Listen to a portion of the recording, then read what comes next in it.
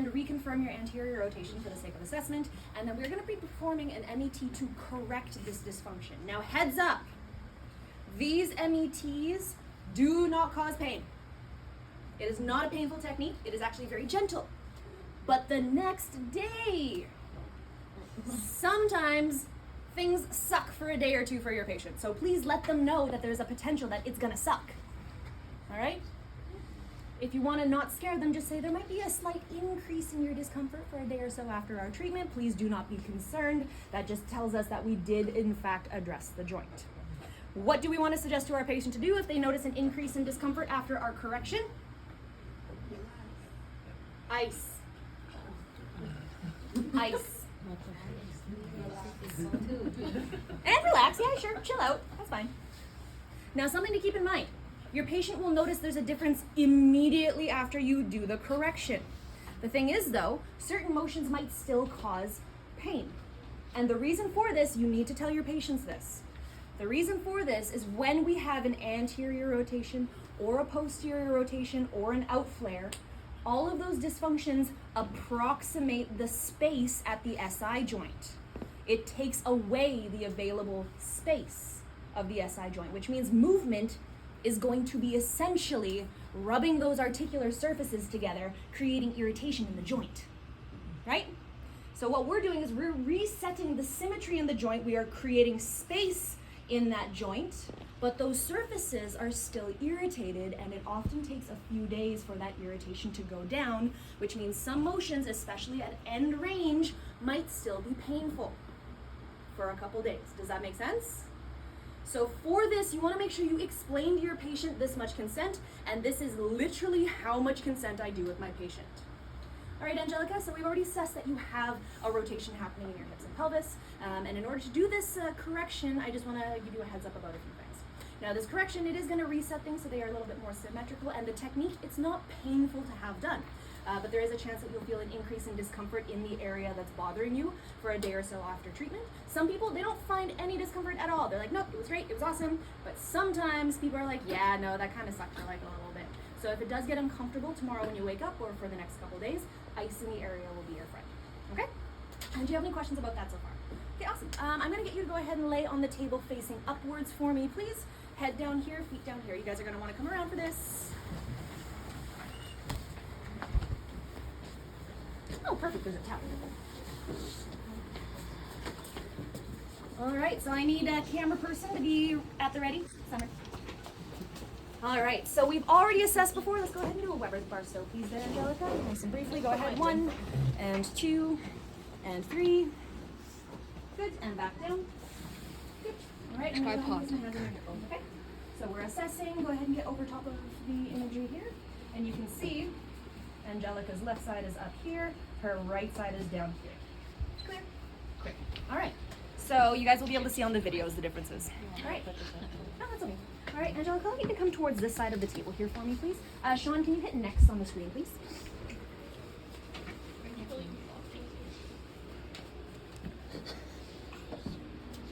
No. The video's fine. Is the video fine?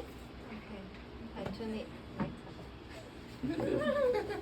It's really distracting for me, I'm sorry. All right, so Angelica, what's gonna happen? You notice I have a towel on my shoulder. Okay, so the idea is the patient is going to be in supine. But I'll just demonstrate it. You guys can read the slides later. All right, so Angelica, what's gonna happen is I'm gonna get you to place the back of your knee over top of my shoulder. My hand is gonna be underneath the back of your hip bone, and my other hand is gonna be on the side of your hip bone. When I say so, you're gonna push into my shoulder, the back of your leg, and we're gonna hold that resistance for 5 seconds. After that 5 seconds, you're gonna stop pushing, you're gonna breathe in, and when you breathe out and relax, I'm going to bring your knee up to your shoulder, and my hands are going to bring your hip back within. Okay, we're gonna do this technique 2 or 3 times, and then we're gonna reassess this in a couple minutes. Okay, do you have any questions about this so far? All right, do I have the consent to continue? Wonderful.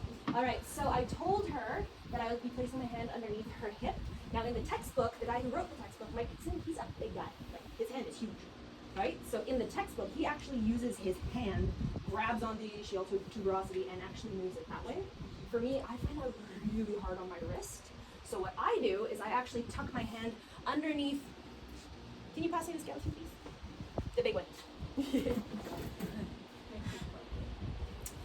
and Angelica, can I get you to hold this, please? So right here.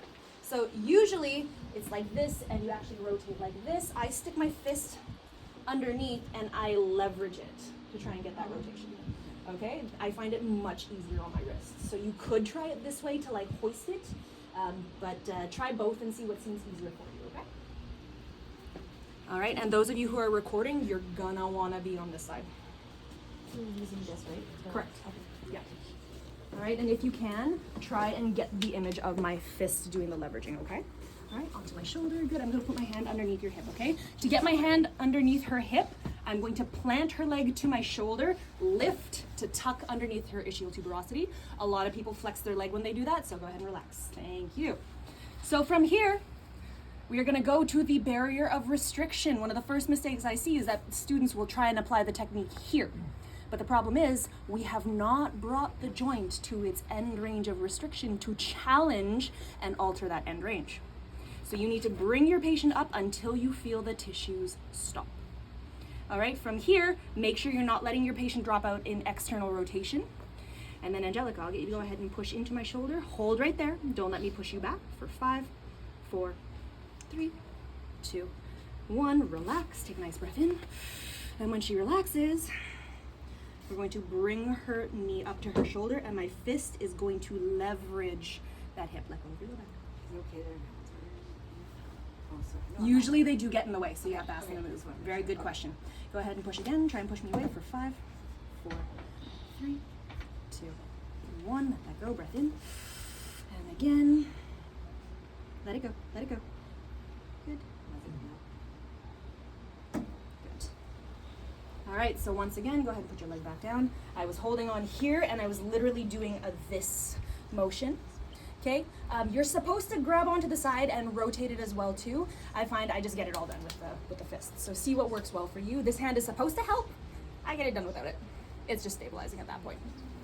All right, any questions about that? Okay, so again, it will just take some practice. We're gonna go ahead and now reassess to see how we did. Back to the center of the table, please. I'll get you to do a Weber bar stow, knees up. And then 3 times to the sky, please. 1, and 2, and 3. And go ahead and place your legs back down. I'm going to place my hands on your hips, okay?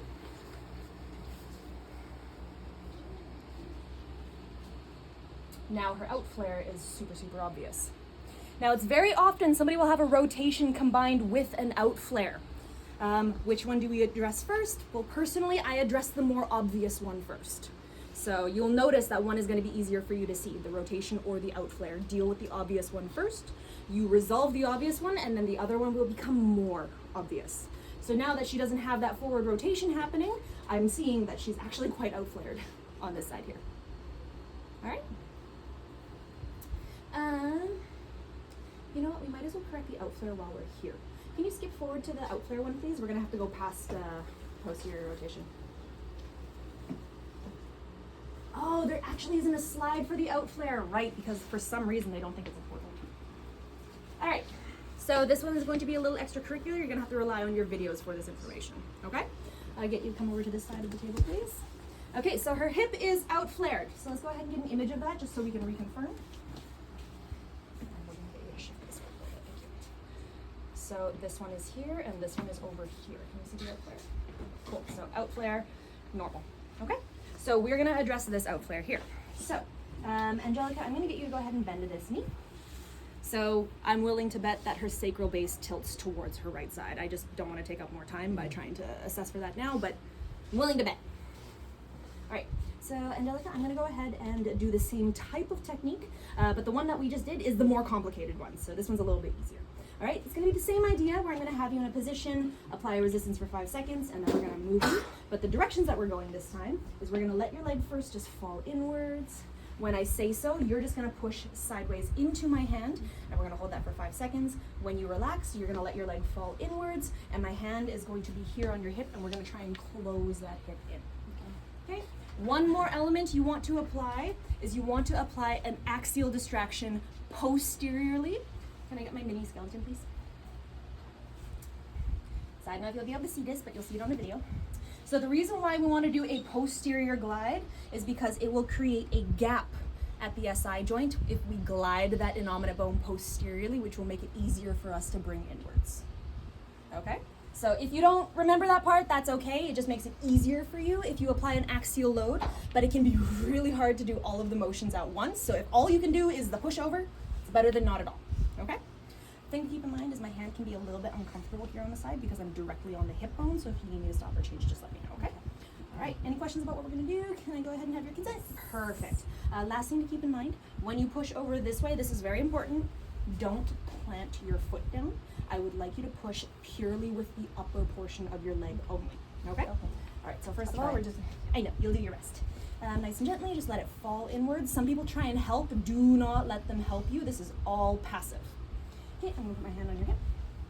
Okay, now to perform this technique, you should be going clean over, but very often people's legs will drift downwards, and if you put too much pressure as it's drifting downwards, you can actually bring back that anterior rotation. So if you just corrected the anterior rotation, yes, you're gonna go straight over, but I like to apply a slight superior element to it so that I can reduce my chances that I am encouraging that forward rotation again, okay? All right, so I usually need my table lower than this, but whatever. So first thing to do, tissue restriction. We're gonna go inwards until we feel that her tissues stop. Do you feel any pinching on the inside of your hip area? No. Sometimes people do. If they experience a pinching on their inner hip, all you have to do is circumduct their leg to move their tissues out of the way. So you can go either outwards or inwards and just move the tissues out of the way a little bit, and it's usually much easier, much better for them, okay? And nice and gentle. We're just gonna go ahead and let it fall first. Let go of your hip. Good. All right, so Angelica, you can be wherever now, Rachel. It doesn't have to be on this side. Okay, go ahead and push into my hand. Hold for 5, 4, 3, 2, 1. Let go. Breath in and out. So when she relaxes, let go of your hip. I'm trying to pry her knee over her other leg, and I'm trying to close that out flare. Okay, and once we're at that next level of restriction, go ahead and try and push your leg sideways. Hold for 5, 4, 3, 2, 1. Let go. Breath in and out. The axial load, bringing her in, and my hand is going to try and pry her forwards. Let go. Good. And one more time, go ahead and push into my hand. Hold. 5, 4, 3, 2, 1. Let go. Breath in. When she breathes out, axially, bringing it in, hand is going to bring that hip in. Let go. Now I felt like A pinch? Okay, that was okay though, yeah? Yeah, that was fine. Okay, I'll get you go ahead and legs flat. I'll get you back to the middle of the table for me, please. We're gonna do a Weber bar to stow, knees up, please. And hips up. And 2, and 3. Good, and then back down flat on the table. I'm gonna place my hands on your hips.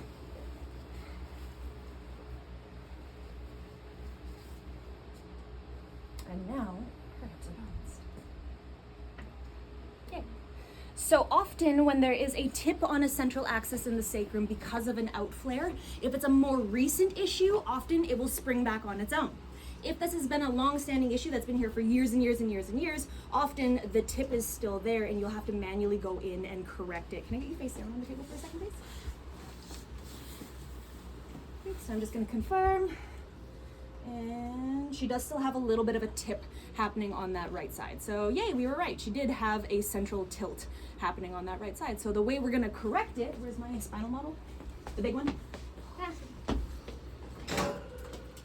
Okay, Angelica, I'm putting the skeleton. Okay. So essentially, when there's that tip happening, the sacrum is going to be leaning this way, right on that central axis. So in order to correct that, I'm gonna place my ulnar border off midline on the opposite side, and guess what I'm gonna do? Load in with oscillations and breathing. All right? So to correct that, I'm gonna give that to you, please. Angelica, I'm gonna put a pillow under your knees, please. Thank you. Is it all right with you if I go ahead and correct this? All right, so Angelica, just so you know, I do want to perform a technique that can be a little bit uncomfortable because it does require me to put pressure directly over top of your hip bone. It shouldn't be painful, but it can be a little uncomfortable because of the pressure. So if you feel like you need me to change or stop what I'm doing, you just let me know, okay? Do you have any questions about what I'm gonna do? Can I go ahead and continue? Perfect, thank you. So for this one, again, I'm gonna be off midline, not directly on the PSIS because that's gonna be uncomfortable. And Sometimes you can do it this way, or you can do it this way if it feels like it's going to be more comfortable for you. Figure out your hand placement as to what's feeling comfortable. I'm sorry that I'm right in front of you guys with my back to you. I'm trying my best. All right, nice breath in and out. So I'm loading in off midline towards her opposite side. Good, nice breath in and out. Let it go, let it go, let it go. Good. And one more time, big breath in and out. Good, falling, falling, falling, falling. Good. Let it go, let it go. Good. Good. You okay? Yeah. Good. Okay, I want to do that a little bit more. I'll just use my dominant arm. Is that okay with you? Good, nice breath in. Good, let yourself drop to the side, let yourself drop to the left, drop into the left, drop into the left. Excellent. Big breath in and fall. Okay, so when I perform these corrections around the sacrum, the moment that they let their breath out, I back off a fraction of a little bit before I load back in, because sometimes a flexing can take place if you try to push through it. So it's a little bit better, but I'm going to leave that for your partner to practice with you. All right, so that was the tilt, that was the out flare, and then now posterior rotation on the left side. Justin!